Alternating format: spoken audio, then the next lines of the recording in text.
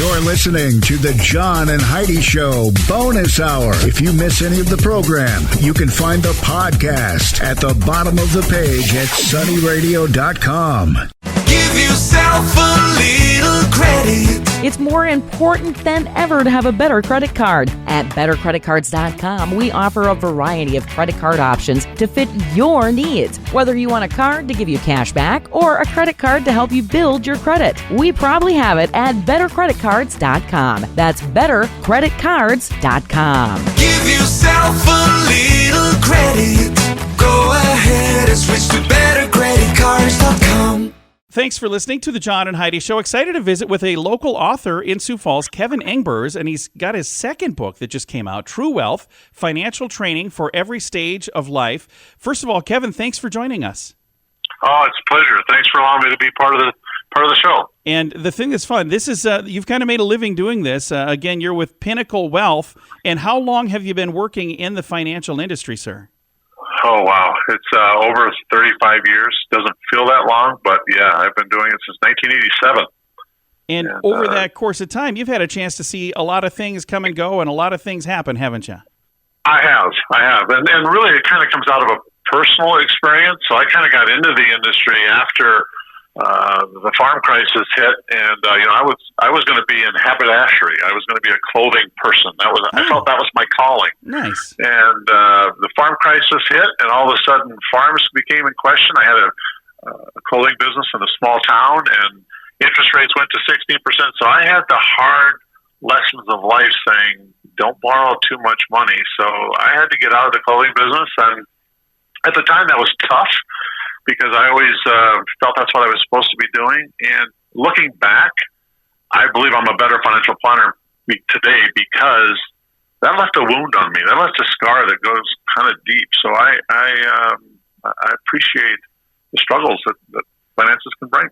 And the thing that's nice about that is you can relate to somebody sitting across the desk from you, and you can put yourself in their shoes. And there's probably a lot of different people that are on the other side of that desk, whether it's young people getting ready to start a family, people who are maybe getting closer and they're going, hey, that retirement thing, that's going to be here sooner rather than later. As you look at the book, True Wealth, Financial Training for Every Stage of Life, is it kind of designed for one specific category or kind of all of those different categories? It's all of those different categories. So it really is, it's an extension of book one, which was really called Head North, Finding Happiness Through True Wealth. And it was everything my mom and dad taught me about happiness at a little resort in northern Minnesota that ironically was called Happiness. So it was the name of the resort. So for 50-some years, every 2 weeks, every year, we'd go find happiness. That was kind of our family humor. But it was, it's wealth is so much more than money and finances. Certainly, having finances allows you and affords you to do more things than not having them. I mean, that makes sense. Because but money is woven through everything. So if money becomes the end focus, that's not what life's all about either. I mean, I have people who get to the end of life and they have more assets on their balance sheet that they know what to do with, and they go, now what? I mean, there has to be more to life than this, right? I always tell people, look, if you could close your eyes and visualize, if you were financially confident, you were physically fit, you were spiritually nourished, you're emotionally engaged, and you were surrounded by deep, meaningful, loving relationships, is life getting better than that? I mean, who doesn't want that kind of life, right? Absolutely. And that's really the pinnacle of wealth that we call true wealth. Ironically, my dad was a pastor, and my mom and dad lived it. I tried to teach it, but watching them live it, and when my dad passed away in 2016, that really kind of motivated me to say, you know what, there's so much to what he has taught, and I'm trying to teach that in the profession side of things. I need to write a book, and I just sat down and it just flowed. It outlines the 9 principles of true wealth, which is basically be an example of the transformational power of love. Number 2, stick to your core values, be driven by your purpose, be accountable through your goals, cherish relationships, which is a big part of it. Number 6, value your health, wisely use your financial resources, find ways to be compassionate with the world, and then be open to wise counselors. So that was kind of book one. Now I tried to give more feet to it, give more oomph behind that. It's not really about should I buy stocks, should I buy bonds. It's just there's certain things that happen throughout life that are learning moments. And I see you've actually broken this down into different life stages. Looks like there's six different life stages. We're going to actually talk about that in a moment. So I'm going to have Kevin, hold on just a minute. Kevin Engbers is our guest today. He's got a new book out called True Wealth. We're going to chat more with him in a moment. Thanks for listening to The John and Heidi Show. Did you know you can allocate a percentage of your IRA to physical gold and silver with a tax-free rollover? You can put your IRA back on the gold standard. Genesis Gold IRA is the only IRA that can hold physical precious metals. Call now for your free gold and silver report and learn how to qualify for up to $10,000 in free silver. GenesisGoldIRA.com would like to help protect your IRA today with a simple phone call. Learn more and get the phone number at GenesisGoldIRA.com. That's GenesisGoldIRA.com. Thank you for listening to the John and Heidi Show on a Tuesday. Our guest today, Kevin Engbers. We were just chatting a moment ago, and we're going to continue the conversation now. He's got a new book out called True Wealth. In this book, you talk about different life stages. Let's go through those, Kevin. We all go through different stages of life, and I really wrote this book more one that parents can use to teach their children to raise a smarter next generation. But I've also found, ironically, when I try to teach my children something, I usually am learning something along the way myself. Oh, yeah. So I broke it out into different stages just so it makes it easier, and usually we can relate to these. So 0 to 10, I call those the repeaters. And mainly because they only learn by example, right? I mean, we put training pants on our kids so they don't soil themselves. We put training wheels on their bikes. We do all things to kind of try to train them. Yet when it comes to money, we're silent. Unfortunately, they catch more than they more is caught than taught, unfortunately. Yeah. And sometimes they're maybe seeing things that are not the best example. Oh, absolutely. Absolutely. And sometimes it's by default. Sometimes it's, so to be really intentional, and it doesn't need to be complicated, it's giving them, if you're going to give them an allowance, and I have some kind of rules in there as well. Unfortunately, and I'm just as guilty of this with my kids. They're grown up now, so it isn't that I've mastered this. It's how many times I really learned from mistakes and setbacks. But you give them maybe an allowance, and it's not lording over them. You have to let them make mistakes with it as well. And you may say, okay, here's $1, here's 4 quarters. This you should save. This you can spend. This you should put away for something special, and this you should give to someone else.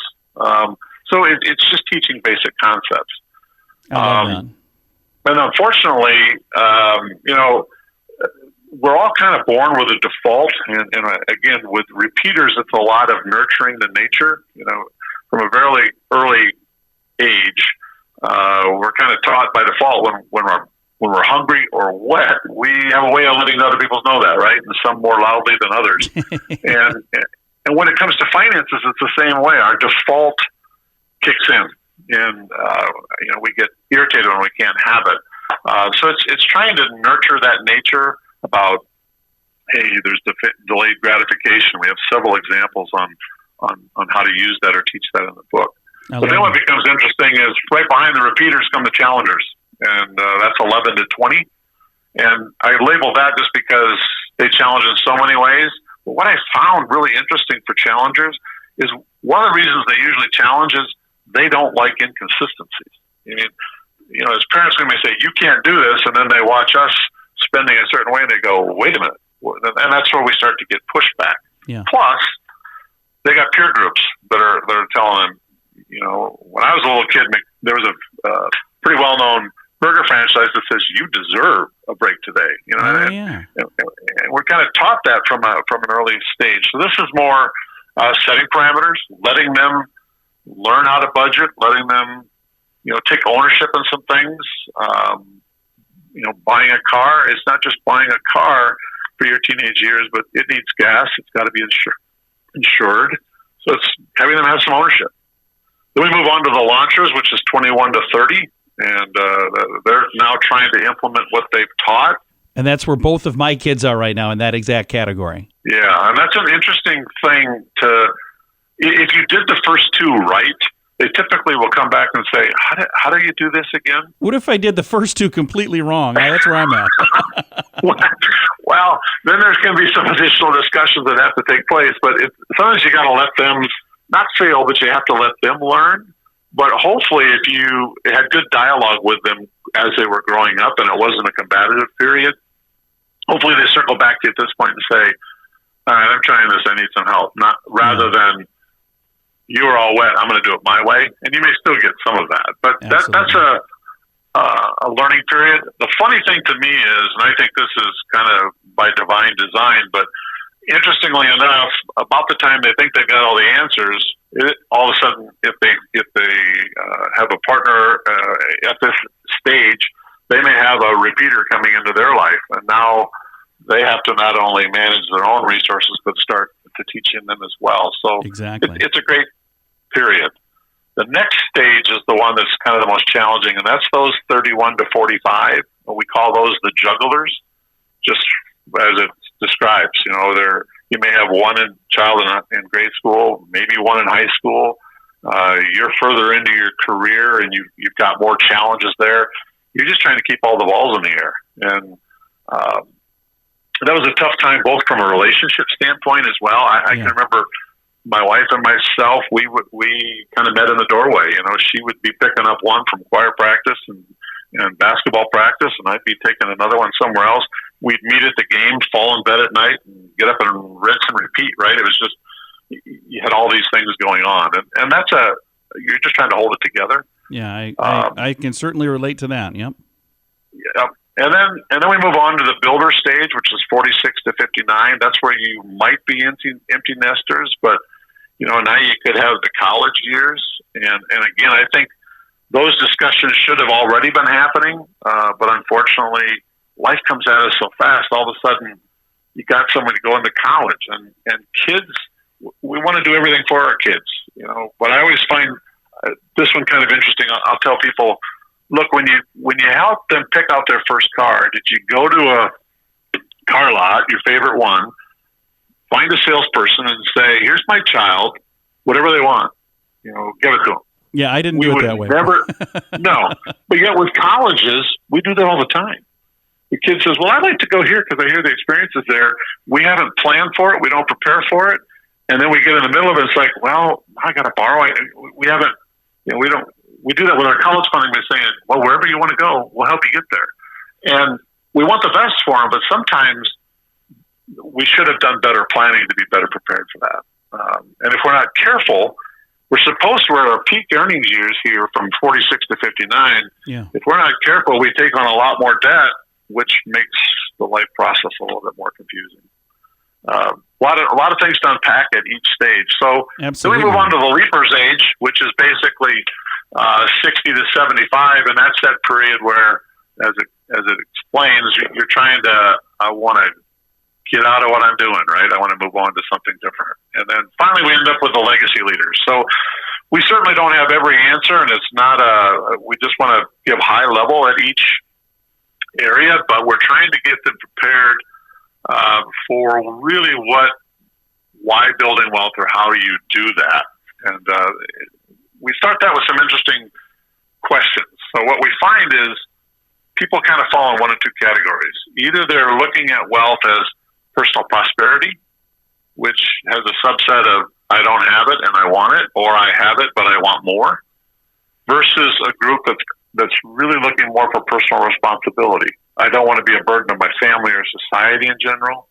I want to use my resources to make a positive difference in others' lives, or I want to lessen the burdens for others. And that's the group that really falls more into true wealth seeking. And both sides, we can help both sides, but the one that's prosperity chasers, they never really arrive because they always want more. Yeah, I remember reading a quote from one of the wealthiest people in the world, and they said, how much is enough? And he said, just a little more. And I always thought, what a weird way to live your life. Well, Kevin, thank you so much for taking some time to chat with us today, and thank you for putting this in a book and making it a lot easier for people to maybe take a little bite at a time and digest through if I would like to find the book, True Wealth, Financial Training for Every Stage of Life, I know it just came out last Thursday. Can I buy this locally, or do I just get it online? Where's the best way to go about getting a copy of this? Absolutely. Currently, it's available on Amazon, but we're also going to be releasing it to the bookstores as well. But initially, at this point, it is available on Amazon for download. You can send me an email at info@Pinnacle Wealth, and we can get you a hard copy here. I'd love to autograph it for you. And there is a workbook that can go with this that really helps you dive in deeper to find clarity, establish your values, and all those things as well. So it's kind of designed to be a teaching tool, and we hope it can make a meaningful difference in people's lives. Well, I'm going to throw a link to make it easy to find. Kevin, thank you again for your time today, sir. My pleasure. Thank you for having me on the show. Absolutely. Again, the book is called True Wealth, Financial Training for Every Stage of Life. I'll throw a link to it on our Facebook page, facebook.com/sunnyradio and facebook.com/Sioux Falls News. How much do you pay for your cell phone every month? If that's more than $15, it's time for a Mintervention. Mint Mobile makes it affordable and easy to switch. Get a new phone or bring your current one. Whether you're a fan of iPhones or Samsung, they both work well with Mint Mobile. At Mintervention.com, you can see the current special offers from Mint Mobile, offering premium wireless for just $15 a month. That's far less than most people are paying. Just $15 a month. Learn more now at Mintervention.com. This Day in Sioux Falls History is brought to you by the Sioux Falls Fun Page, West Sioux Studios, and Sunny 93.3. It was on this date, September 26, 1949, a self-proclaimed holy man, Krishna Venta, arrives in Sioux Falls to evaluate just how holy our city is. Though no one was all too sure of his credentials to make such a determination, Krishna was met with curiosity. As a sort of a sideshow to the hustle and bustle of a booming post-World War II Sioux Falls. His first stop was at the local police station where he voluntarily sat for questioning. He made it a point to assure the lead detective present that he would not let the fact that he had been questioned by the police sour his score for Sioux Falls righteousness. Of course, we were all relieved to hear that. Once the police were satisfied he wasn't here to stir up any trouble, Krishna Venta was unleashed on the public. Born Francis Panovic in San Francisco in 1911, Krishna had grown up fairly normal, having even served a short time in the U.S. Army in 1945. But there were a few spots on his record for petty criminal activity in the 1930s, nothing too serious though. However, in 1946, reports show that he began claiming that he was thousands of years old and that he spoke as the voice of God. He wore a long, loose-fitting, bright-colored robe. He walked barefoot and called his following the Fountain of the World. Unfortunately, no official word was ever given of Sioux Falls' righteousness score. However, Krishna was jailed in the 1950s for failing to pay child support. He was spotted gambling in Las Vegas on more than one occasion, and eventually assassinated by two disgruntled followers who claimed he had embezzled their money and seduced their wives. This Day in Sioux Falls History has been brought to you by the Sioux Falls Fun Page, West Sioux Studios, and Sunny 93.3. Why did the chicken cross the road? To save money on insurance at InsuranceChicken.com. Do you have the best plan for you? Find out at InsuranceChicken.com. Let's face it, we don't even want insurance. We need it. But you don't need to overpay. Head over to InsuranceChicken.com to see your rates from several different companies. All available in one place at InsuranceChicken.com. The other guys have a gecko, a duck, and an emu. Why not a chicken? InsuranceChicken.com. That's InsuranceChicken.com. Hey, this episode of the John and Heidi Show Bonus Hour is done. Now, there are times during the bonus hour I'll mention something from our regular program, the John and Heidi Show, which is syndicated on like 300 stations around the country. There's actually a podcast for that as well. So if I mention something that you're going, hey, whatever happened? He didn't talk to that person, or this didn't happen, that didn't happen. You can find that podcast at JohnAndHeidiShow.com. Thanks for listening to the John and Heidi Show Bonus Hour.